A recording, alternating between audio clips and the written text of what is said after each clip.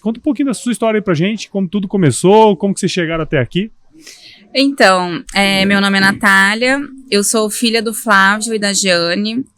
Meu pai tem a fazenda Batuque e eu sou neta da dona Edilza e do seu Zé, da fazenda Camparino. A minha história com a pecuária, eu acho que ela começou desde o meu nascimento, porque eu nasci lá em Minas, mas fui criada aqui no Mato Grosso, onde já estava abrindo as fazendas, né? A Camparino estava ali em sua construção, então eu fui criada na fazenda. Acho que até a idade de você ir para a escola, eu morava na fazenda mesmo, então tive muito aquela vitamina que a pessoa fala do S, né, que é da sujeira ali, fui criada na fazenda. E acho que isso é muito importante para a construção de quem eu sou hoje. Então, quando eu comecei a estudar, a gente mudou para Cáceres, que é a cidade mais próxima ali das fazendas, né? E ali eu me desenvolvi como criança, mas sempre com esse lado... a gente vai para a fazenda no final de semana, então convivendo com animais, com cavalo, acompanhando aquele dia a dia ali no campo. E aí eu brinco, tem até uma fase, eu acho que acho que toda pessoa passa por essa fase.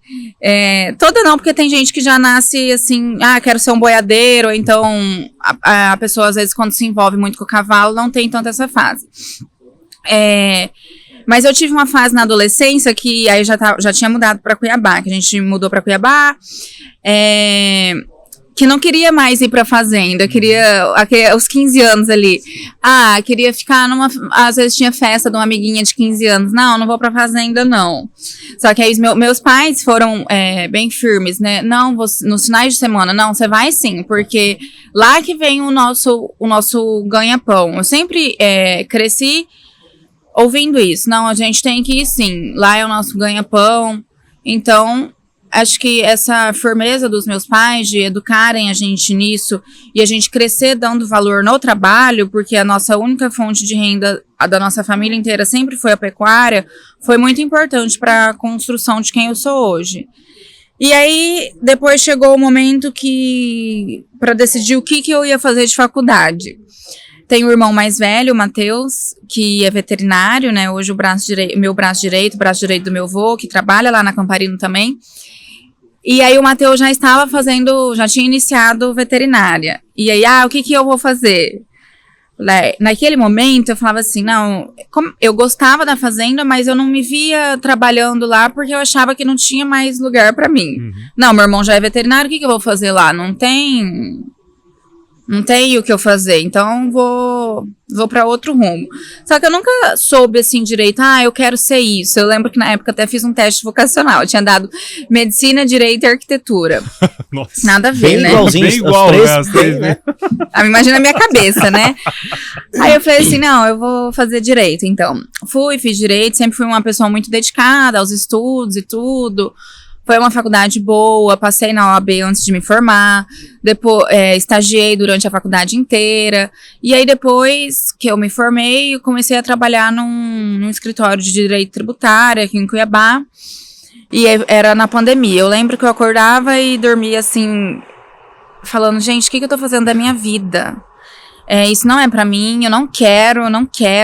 Só que eu entrava num conflito tão interno, assim, tão grande, que eu falava, mas eu fiz direito, eu preciso ser advogada, como que eu vou falar pra minha família que eu não vou ser advogada mais? Aí eu lembro que meu pai falou assim pra mim, ele tava vendo aquele sofrimento meu tão intenso, assim, que eu não sabia mais o que eu fazia. Ele falou, minha filha, você não precisa, se você não quiser mais ficar nesse emprego, você não precisa, tá?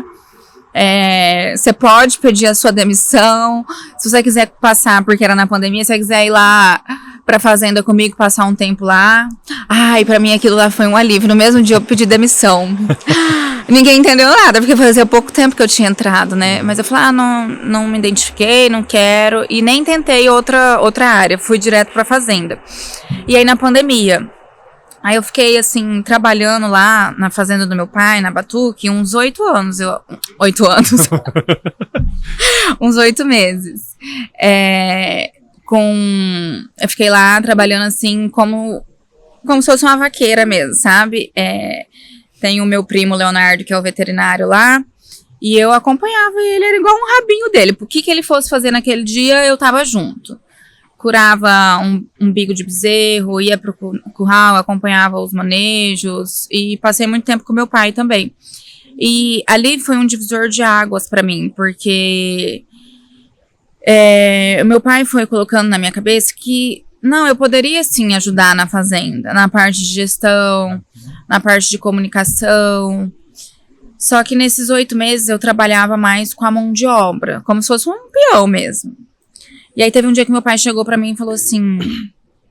Só que assim, nesse momento eu não tava 100% plena também, porque eu não tinha uma função ali. Eu pensava, se eu ficar uma semana em Cuiabá, não vai fazer muita diferença aqui na fazenda, sabe?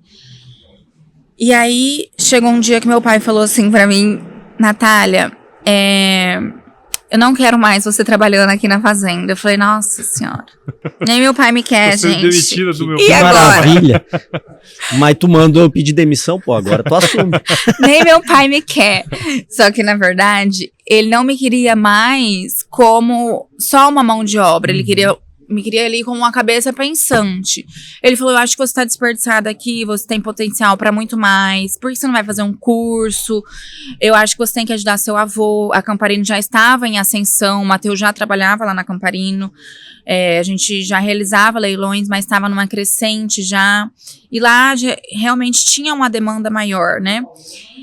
E aí eu falei, nossa, gente, mas eu fiquei, nem meu pai me quer. Aí eu fui fazer um MBA de gestão do agronegócio pela FGV aqui em Cuiabá. E aí aquilo também abriu a minha cabeça, trouxe uma visão mais empresarial do negócio, né?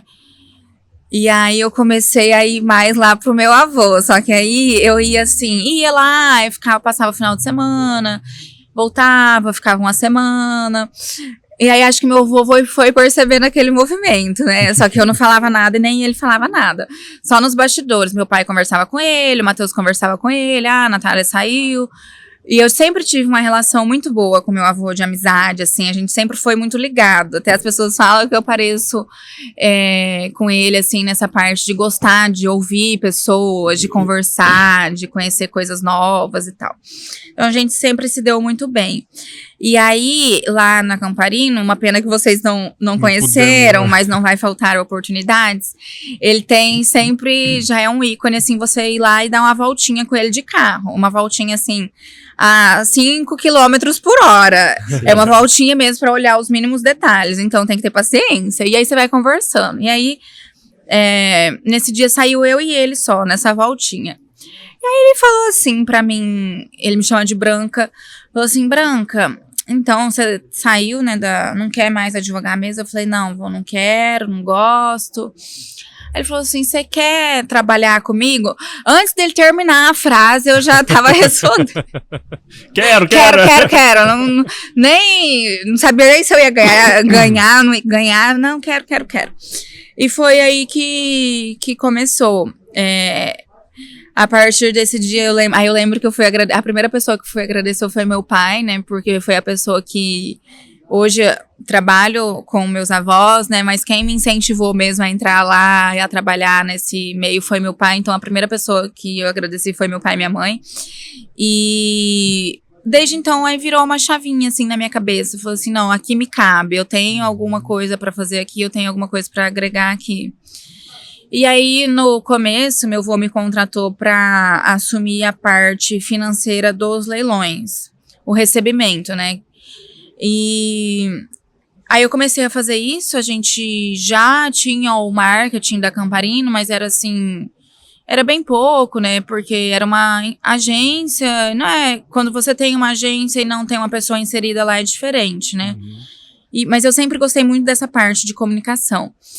E aí eu comecei a assumir as redes sociais da Camparino, me inteirar mais sobre esse mundo, né. E aí eu comecei a fazer o pós-venda também, né? Hoje a gente realiza 12 leilões por ano, esse ano. Ano passado foram 10, esse ano vão ser 12. Fora as participações fora de convidados, né? Então, assim, é uma agenda bem lotada, né? De eventos, de leilões. E hoje eu posso dizer que eu sou 100% plena no que eu faço. Óbvio que a gente sempre busca melhorar, trazer inovações, mas assim, acho que estou no caminho certo. E aí eu assumi então a parte financeira, a parte do pós-venda, faço um pouco do comercial também, porque acaba que a gente tem muito contato com os clientes, né? Então a gente realiza as vendas também. E a parte que eu sou mais apaixonada mesmo, que é a comunicação, né? Que é levar o nome da Camparino aí para todos os lugares que eu conseguir.